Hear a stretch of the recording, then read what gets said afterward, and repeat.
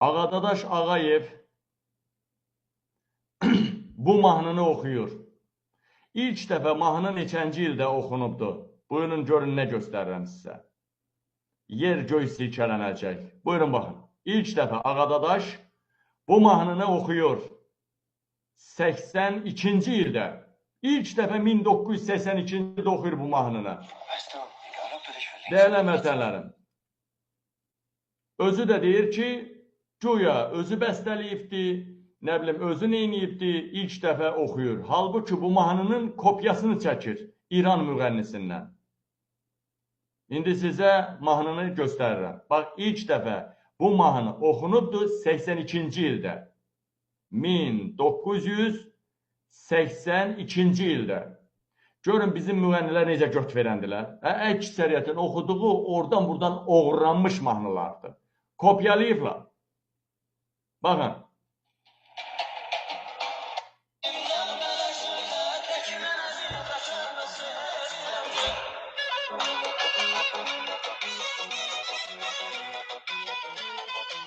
Baxın dəyərli həmvətənlərim, 1982-ci il. Baxın, 1982-ci il ən populyar mahnı idi. Bu mahnını and ola Allaha deyirəm.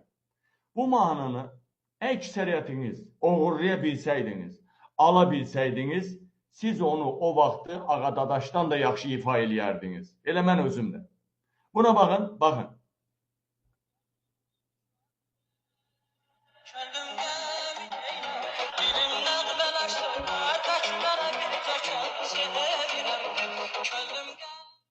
...1982-ci ildə ilk dəfə bu mahnı səsləndirilib. Ondan qabaq səsləndirilməyib, ha. 82-ci ildə. Yaşlı adamlar zaten bilirlər.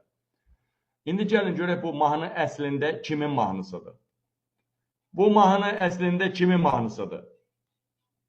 Dəyərli vətənlərim, bu mahnı Gita Remazani'nin mahnısıdır. 69-cu ildə çıxıbdır. Gita Remazani oxuyur. 69-cu ilin. Baxın, mahnısıdır, baxın.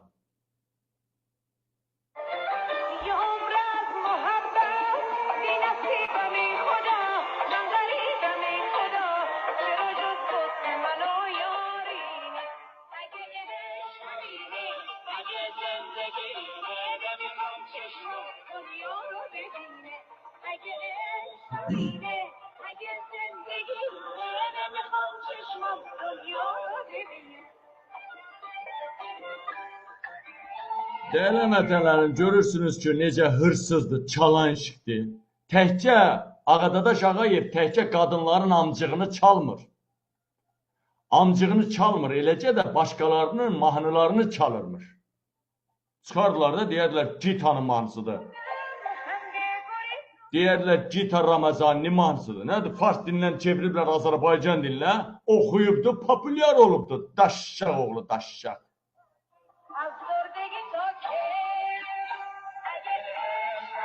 Könlüm qəmin eylər, dilim...